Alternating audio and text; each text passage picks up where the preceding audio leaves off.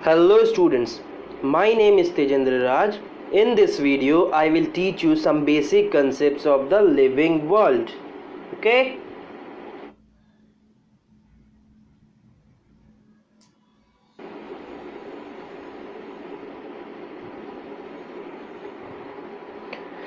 तो पीछे वाले पार्ट 3 में हमने पढ़ा क्या क्या, ठीक है। उसके बाद हम पढ़े रिप्रोडक्शन क्या होता है, ये हमने पढ़ लिया।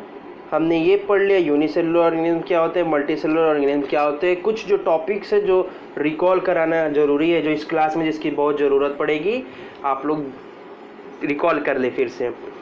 रिप्रोडक्शन 2 टाइप के होते हैं, ठीक है, जिसमें मेंशन नहीं किया है मैंने। Reproduction 2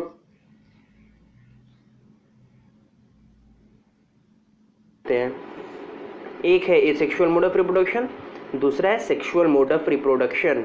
what do you mean by asexual mode of reproduction? Asexual mode of reproduction में क्या होगा कि फर्टिलाइजेशन या फिर मियोसिस, ठीक है, फर्टिलाइजेशन या फिर मियोसिस, ये दोनों का इन्वॉल्वमेंट नहीं होगा। वो तो हुआ अपना asexual mode of reproduction.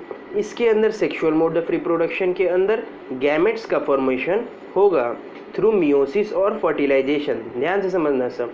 Asexual mode of reproduction के अंदर गैमेट्स का फॉर्मेशन होगा थ्रू मियोसिस और फर्टिलाइजेशन से प्रोजनी बनेगी। इसको बोलते हैं sexual mode of reproduction. Means इसके अंदर एसेक्सुअल मोड ऑफ रिप्रोडक्शन के अंदर क्या एब्सेंट होगा?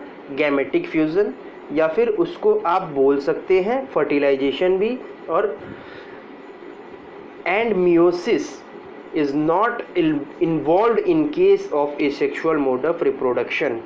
तो अब तो बात होगी, पीछे वाले पार्ट 3 के कुछ टॉपिक रिकॉल करा दिया गया है, ठीक है।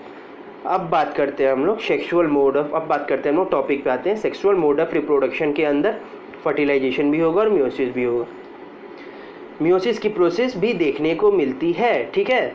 These are the 2 types of reproduction. Asexual के फर्दर टाइप है। तो अभी हमने रिप्रोडक्शन के 2 टाइप पढ़ लिए। एक होता है एसेक्सुअल और एक होता है सेक्सुअल। अब एसेक्सुअल मोड ऑफ रिप्रोडक्शन के 4 टाइप हैं, जिसमें जो अभी हम आपको 2 ही टाइप का डिस्कस करेंगे।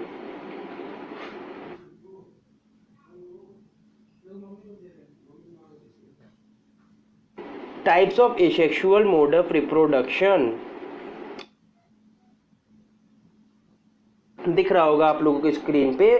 First one is by production of spores. By production of spores, ठीक है। समझिए पहले बाय प्रोडक्शन ऑफ स्पोर्स होता है क्या है। बाय प्रोडक्शन ऑफ स्पोर्स मतलब इसके अंदर स्पोर्स का प्रोडक्शन होगा।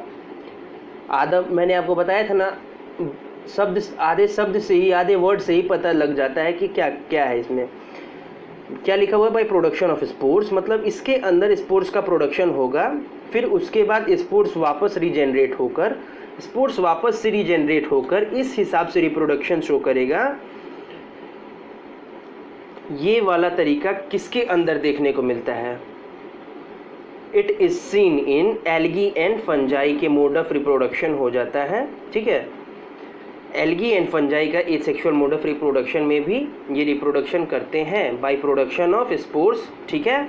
यहाँ तक क्लियर है सबको? अब यहाँ पे डेफिनेशन एक बार देख लेंगे सभी कोई। हम बात कर रहे हैं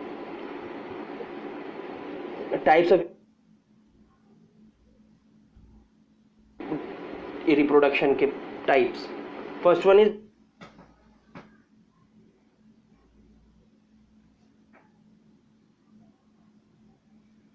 of spores. In biology, a spore is a unit of sexual or asexual reproduction. क्या लिखा हुआ है यहाँ पे? A spore is a unit of sexual or asexual reproduction that may be adapted for dispersal and for survival, often for extended periods. Here, extended periods of time. Extended periods of time in unfavourable condition. कोई भी condition हो, कितना से कितना harsh condition क्यों नहीं हो, in unfavourable condition spores are usually haploid and unicellular. बात आ गई ना, spores are usually haploid and unicellular and are produced by meiosis. क्या हो रहा है? Spores are usually haploid and unicellular and are produced by meiosis in the sporangium. यहाँ पे स्पोरेंजियम वर्ड जो है, sporangium of a diploid sporophyte. Example algae and fungi. Algae and fungi दिख रहा है यहाँ पे फोटो आप लोग को. अब तो बात हो गई बाय प्रोडक्शन ऑफ स्पोर्स की. अब फिर हम बात करेंगे दूसरा, बाय बडिंग. ठीक है, ये बहुत आसान है, सबको आता होगा, लेकिन फिर से मैं बता देता हूँ. ये सबको आता होगा. कौन करता है ये reproduce? It is seen in east and hydra. ठीक है, it is seen in east and hydra. अब बात करते हैं हम लोग बाय बडिंग. यहाँ पे दिख रहा होगा बाय बडिंग सेकेंड टाइप है. Budding is a type of asexual reproduction. ये आपको क्या कहते हैं? प्रोडक्शन ऑफ स्पोर्स में sexual and asexual mode of reproduction था. ठीक है, और यहाँ पे देखिए सिर्फ एसेक्सुअल है. Budding is a type of asexual reproduction in which a new organism here new organism develops from an outgrowth or bud due to cell division. ध्यान से समझना सब कोई. develop from outgrowth or bud due to cell division at one particular site. The small bulb like projection, the small bulb like projection coming out from the yeast cell is called a bud. Here coming out from the yeast cell, देखो main है ये yeast cell, यही सब कुछ करा रहा है. yeast cell is called bud. Organisms such as hydra use regenerative